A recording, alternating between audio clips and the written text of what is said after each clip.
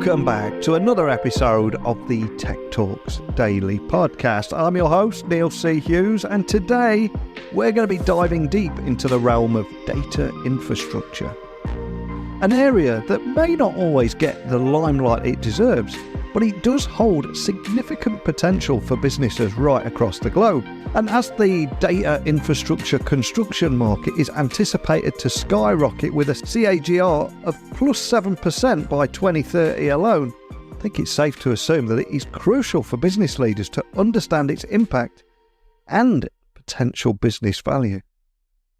So to shed light on this, I have with me today Diana Bald, the president of Blue Orange Digital, and she's also a seasoned expert with over 2 decades of experience in guiding businesses through digital transformation and sustainable product building. So buckle up and hold on tight as I beam your ears all the way to New York City, where Diana is waiting to share her story. So a massive warm welcome to the show. Can you tell everyone listening a little about who you are and what you do? Hi, Neil. It's great to chat with you today, and thanks for having me on. Yeah, I'm Diana Bald. I'm President and Chief Operating Officer of Blue Orange. We are a data consulting firm specializing in data science, machine learning, and AI. And we help businesses gain insights, make better decisions, and improve their products and services with data. I joined Blue Orange in January this year. And prior to Blue Orange, I was ThoughtBot's CEO and Managing Director. ThoughtBot is a software development company that specializes in the Ruby programming language. Before that, I was in executive roles at Liberty Mutual, OPG and MDC partner agencies, ID Media and Assembly, and I spent 10 years at Univision. And before that, I put myself through undergrad and grad schools working in tech full-time as a webmaster. And back then, it was early days of digital transformation, so I was helping lawyers transition from the analog world to the digital world. So that's who I am. Wow, incredibly, you've been incredibly busy and a very cool backstory there, and so much to unpack. I mean, Blue Orange Digital is a great name. I'd love to find out more about. I almost feel there's got to be a story behind that name. But as the president of Blue Orange Digital, can you explain what you guys do and how the company is assisting businesses with their digital transformation? Because you, from your past and listening to your story there, you played a big part in several different stages of that and right from the very beginning. But here in 2023, how are you continuing on that and helping businesses with their digital transformation? Yeah, Blue Orange specializes on the data side of digital transformation. So really, that's our expertise. We help companies at every level of digital maturity.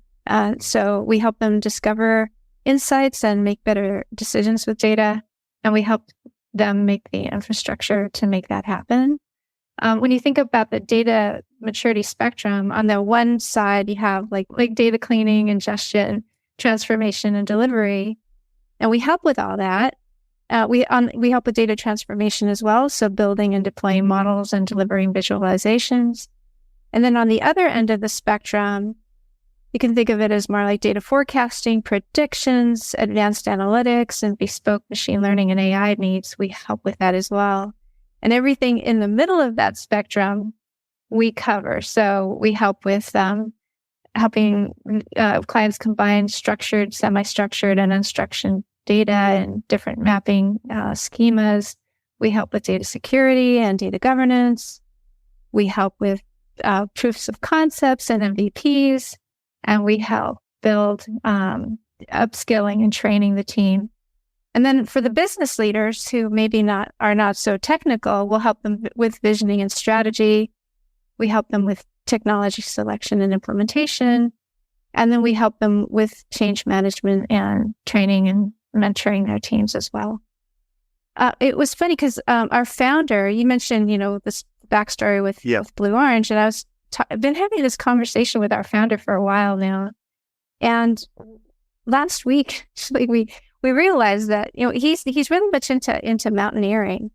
And I love nature. We got really excited because we were like, mountaineering and what we do, there's so many analogies here, and the sky is blue and the sun is orange and nature's full of the two colors. And we went really into like nerded out on data and mountaineering. And to me, a lot of what we do is like helping clients reach the summit. And you think of the summit as like hidden insights and gems. You look at when you climb a mountain, you see the world in a whole different way. And that's kind of what we do. We help clients see the world in a different way through data. Wow, what an incredibly cool way of describing it. Absolutely love that. And of course, every single person listening to this podcast today, we've all been on a somewhat of a journey over the last 3-4 years. We had the global pandemic, the shift from working in an office to remote working to hybrid working. And then we've got the economic uncertainty, high interest rates, high inflation.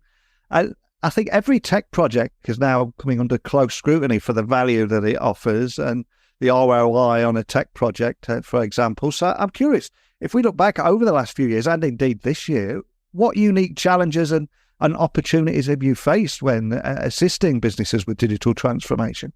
Well, yeah, that's a tough one. Like I can go deep into a lot of these things, and maybe there's not enough time, and some of this information is confidential or what have you. But I can speak in generalities. Like, for example, I was thinking back to when our founder and I were like brainstorming about the significance of blue and orange. I realized that when I was very, very young, I was helping lawyers move from working with paper to working with computers.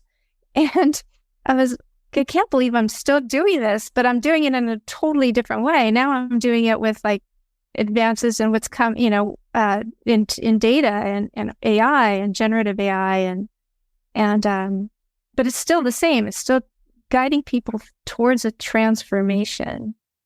And I've come to realize that for me, challenges and opportunities have turned out to be the same thing. Like I think about the yin and the yang and opposing forces harmoniously balancing each other. I think about Isaac Newton's third law of motion: for every action, there is an equal and opposite reaction.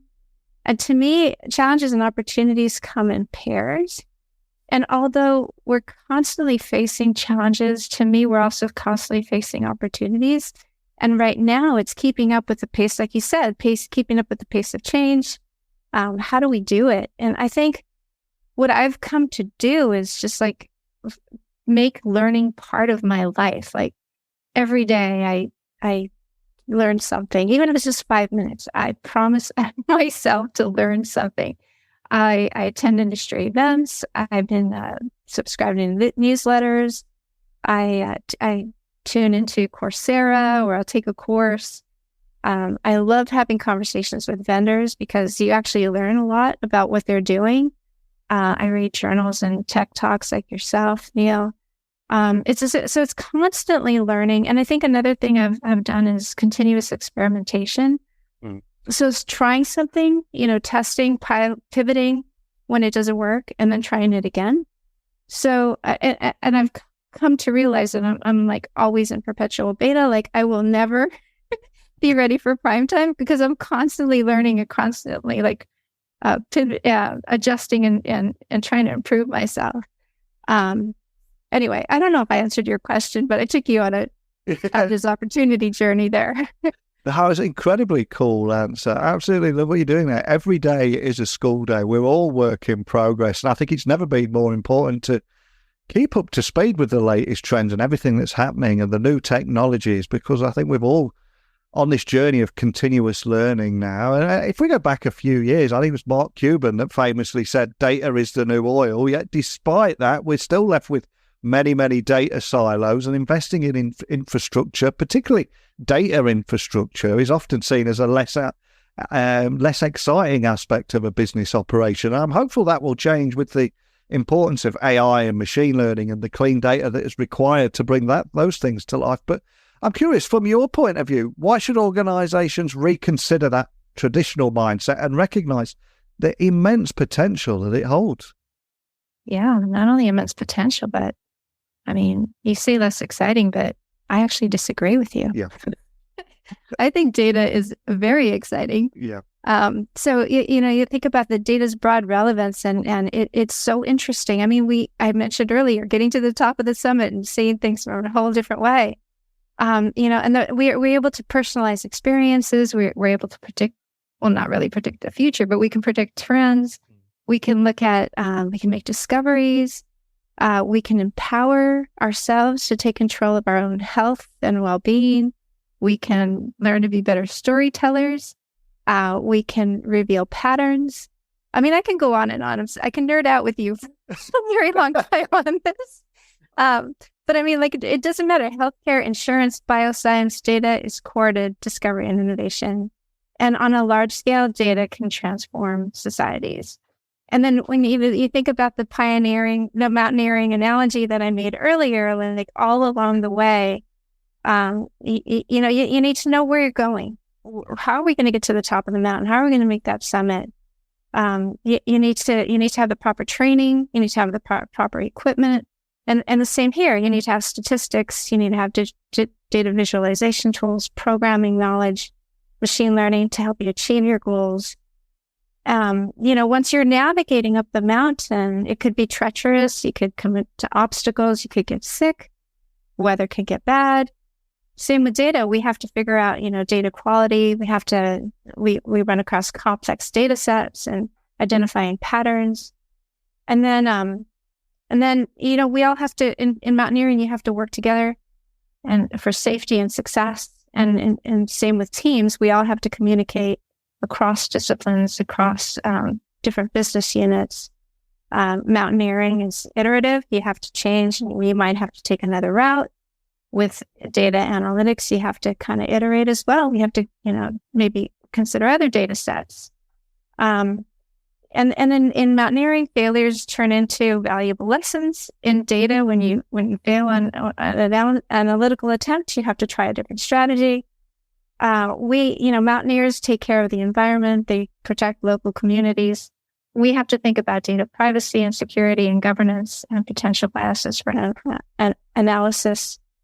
Mountaineering requires perseverance and learning, as we talked about. And I think data scientists are always continuously learning, continuously looking at new data sets. So I'm trying to take you on a journey here to show you that it's not like the old stereotypical way that people might have thought of data. It's actually quite fun and quite interesting and exciting. And I hope I took you on a little journey with me there, Neil. You really did. And I suspect you took people listening all around the world on that same journey. And I was playing devil's advocate partly there because I know in some circles of business, people don't see or struggle to see the value, struggle to see the ROI. But as I said in my question to you there, I am hopeful that this attitude is changing now, especially with the importance of data in AI and machine learning. So if we have set off those light bulb moments with people listening all around the world, how would you advise organizations to approach budgeting for data infrastructure? And what are some of the key considerations and maybe even potential pitfalls that they should keep in mind when launching a project like this? Yeah. Well, I recommend thinking in terms of both short and long-term budgets, of course. We should always begin with our goals, always start with the overall business and departmental goals. You got to start there. Got to think about what do you want? Do you want business intelligence? Do you want real-time analytics, automation, machine learning? Think about your data needs now and how they tend to evolve, because as we know, data just keeps growing and growing, and the data needs are going to continue to evolve, and you need to be scalable. You need to take a look at where your data sits, how much of the data that you have, how fast does it change. And folks need to keep in mind that images, audio, and video are all data. That all counts as data. So taking a look at where you are, where you want to go, develop a gap analysis to help you get to that, transition, and build you budget also for the implementation of it, like upskilling, training, support. And then some considerations to keep in mind is like cloud-based infrastructure is more cost-effective than on-premises, especially for the smaller and medium-sized companies. And they also offer like flexibility and scalability, and may cover maintenance as well. And then data security and compliance considerations are important. Particularly keep an eye on things that are changing. If you're in a highly regulated industry, how will new regulations impact your data needs and protection of that data? And you want to, of course, put a budget for hiring and training for the new data skill sets. And tech, I think another pivotal thing to keep in mind is, especially for small and medium-sized firms, they tend to incur a lot of technical debt. So they might, go for the quick and easy solution today, or withhold an upgrade or a maintenance project. But then sooner or later that'll catch up with them, and then outdated infrastructures can become a liability, in particular with data. So you want to make sure you budget for that too. And then be careful with vendor lock-in. You always want to be careful with that. And some tools may not integrate well with other tools. So you kind of want to make sure you budget for that too. Fantastic advice. And before you came on the podcast today, I was reading about the global data infrastructure construction market is actually projected to grow significantly by 2030. And saying we're only, a few months away from 2024. That is going to be here much sooner than many people realise. And I'm curious, there's someone right in the heart of this space. What factors do you think are driving this growth, and how can organisations better position themselves to take that proactive rather than reactive approach to take advantage of it? Oh, there's so many factors that are impacting this that, we could talk for a long time, but I'll just give you some quick ones I can think of. Like, for example, use of smart devices, IoT devices are collecting data, and you need to store it and maintain it and analyze it. We're all producing data constantly. I mentioned that audio and video and images are all data, and that's constantly coming in through social media and all kinds of other channels.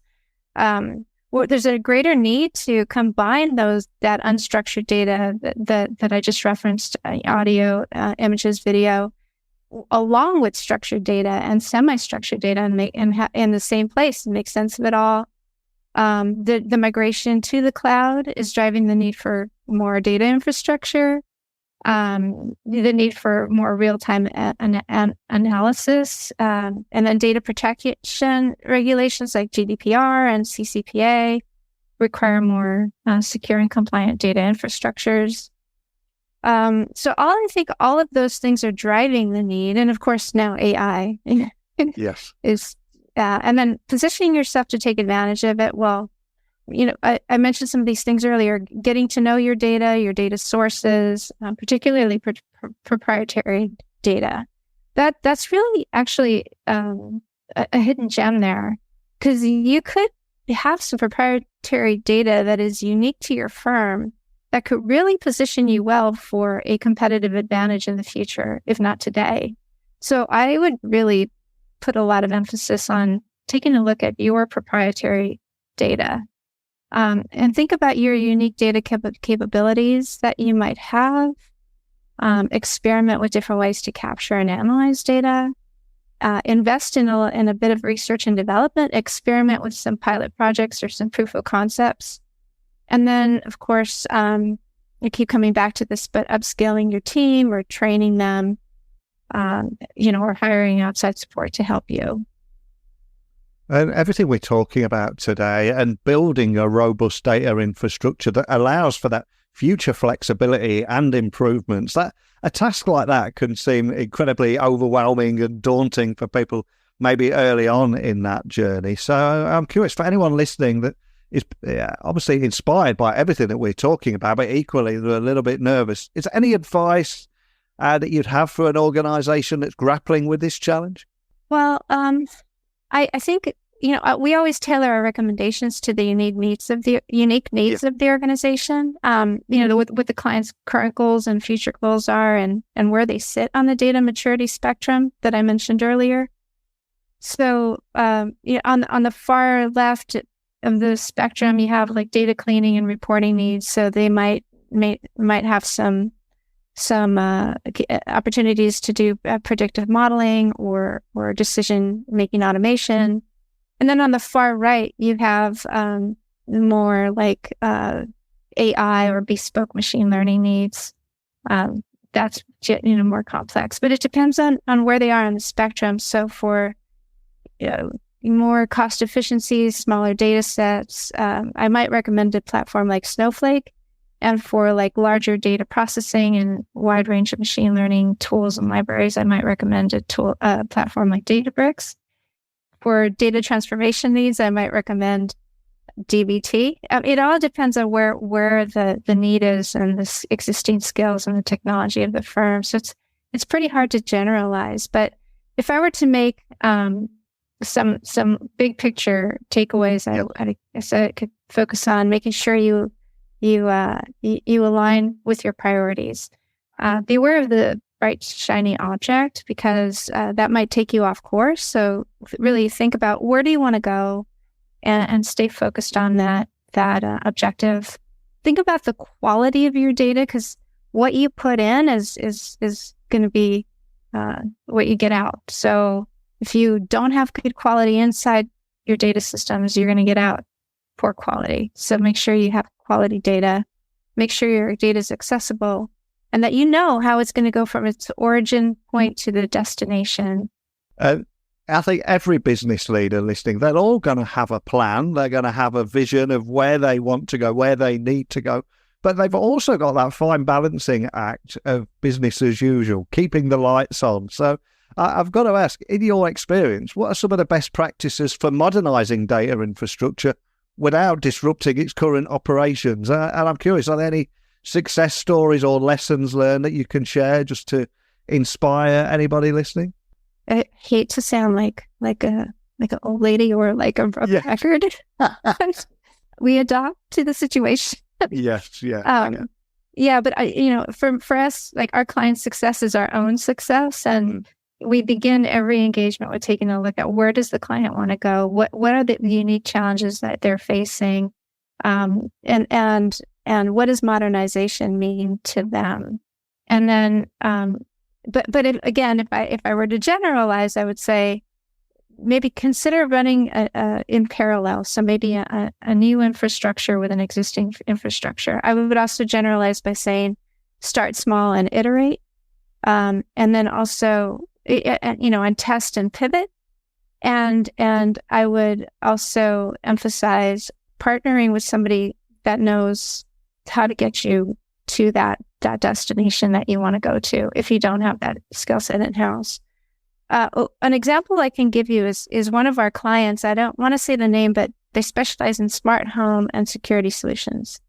And they operate across various domains, energy management and IoT devices. And they wanted to get more value and better understand how their product is being used by consumers.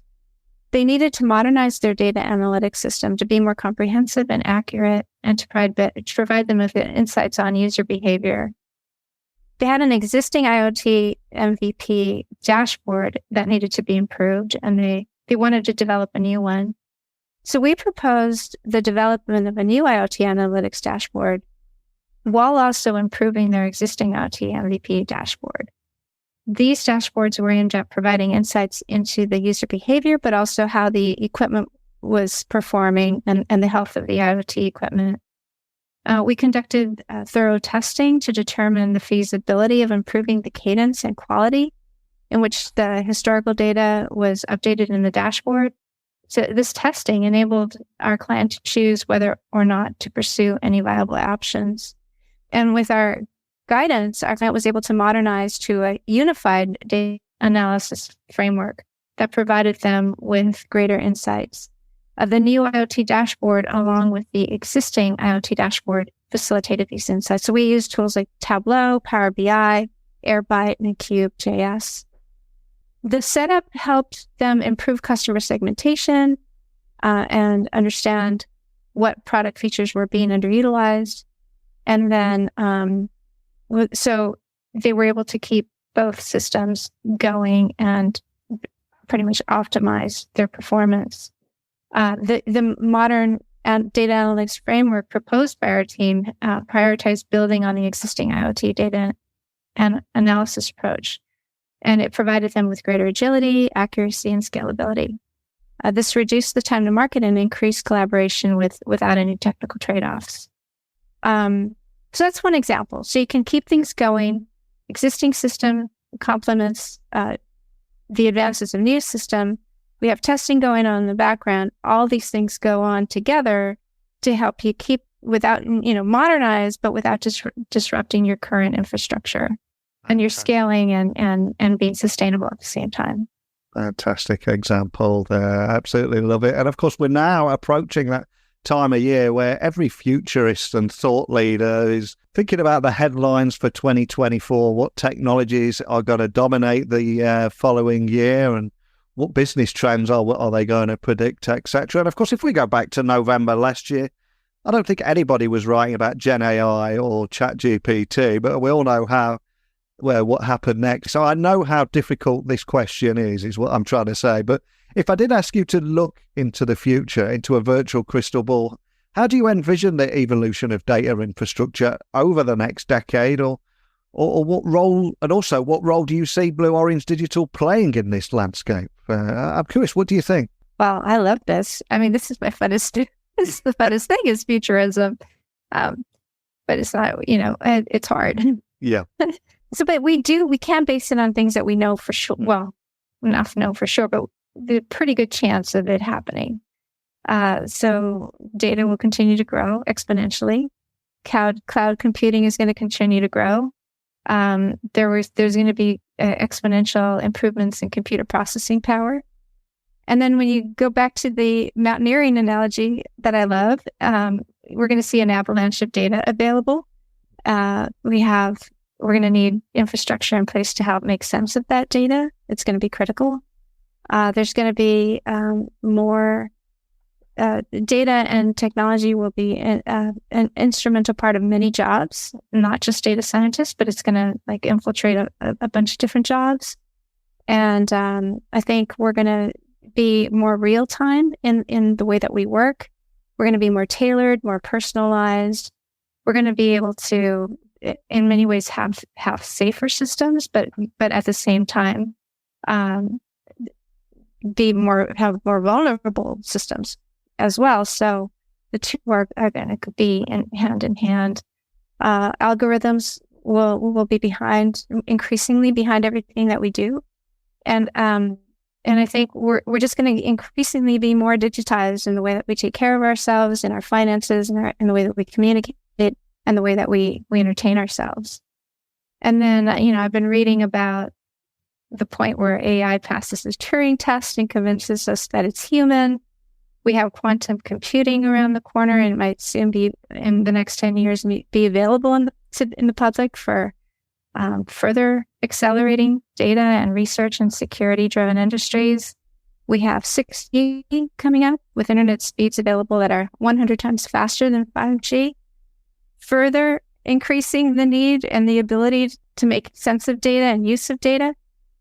And it's just the volume and needs of data will also mean increased energy needs, but there will also be advances in the way that we use energy to be smarter and cleaner. And then climate change, of course, is going to continue to be a global challenge. But I believe in us humans, and I think we're going to pull through, and I think we're going to use data and AI and advanced technologies to help us live more sustainably and heal our planet, or at least learn to live in a sustainable way. And Blue Orange, we're going to continue to learn and grow and make a significant impact on the way that data transformation is performed. And we're going to continue to help businesses leverage the evolving landscape and position our clients for success. We love to learn at Blue Orange, and so we're gonna continuously learn and apply our learnings to the benefit of our clients. And I think that's an inspiring moment to end on. So much to think about. I mean, listen to you there, and there's so much to be excited for on the road ahead. I mean, I was also reading and also writing about the rumours around the superconductor at the moment and what that could mean for the energy industry. So much to think about. And we started the podcast today talking about your origin story and your career and how the path you took to Blue Orange Digital. But now we've come full circle. I'm going to have a bit of fun with you and ask you to leave everyone listening with one final gift. And that is, What was the soundtrack to that career, your story? Is there a song that means something to you, that is important to you? All I'm going to ask is, what would you like to add to our Spotify playlist? Is there a song that you'd like to add there? Yes. It's called Easy. Yeah. Like, no one ever said it was going to be easy. Yeah. But the name of the song is called Easy, and it's by singer-songwriter Bill Madden, and it's off the album New Religion. And you can find it on Spotify. Fantastic. Well, I'm going to listen to that and get it straight added to the playlist after we finish recording today. So I cannot thank you enough for that. And finally, we've talked a lot about Blue Orange Digital, and obviously we've provided a lot of generalized examples, but as you rightly pointed out a couple of times there, every single client has got a unique set of requirements. So if anyone would like to just dive a little bit deeper and find out a little bit more information about how you might be able to help them, their industry, and maybe share a few examples, etc., where would you like to point everyone listening? Yeah, the best place to find me is on LinkedIn, and you can look for my name, Diana Bald, like BALD, like eagle, bald eagle. Yeah. Diana Bald, or Blue Orange. The color is blue orange. That's Blue Orange Digital is our firm. We reach out anytime. We're accessible, and we love to chat. I'll add a link to that so people can find you and Blue Orange Digital nice and easily. You've been helping businesses with their digital transformation and building sustainable products across different industries for more than 20 years now. And your expertise guiding organizations in everything from budgeting for data infrastructure to modernizing it, pure gold in some of your answers and the examples you left today. But more than anything, just thank you for sharing your story with me and everyone listening today. Thank you so much, Neil. I had fun, and I appreciate the opportunity to share.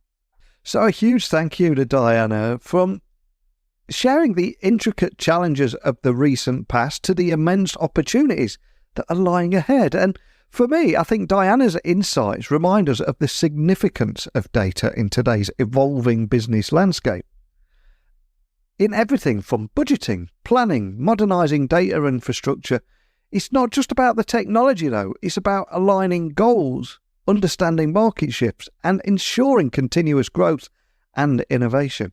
So as I wrap up today's episode, I'd love to take a moment to reflect on Diana's emphasis on treating data transformation as a journey.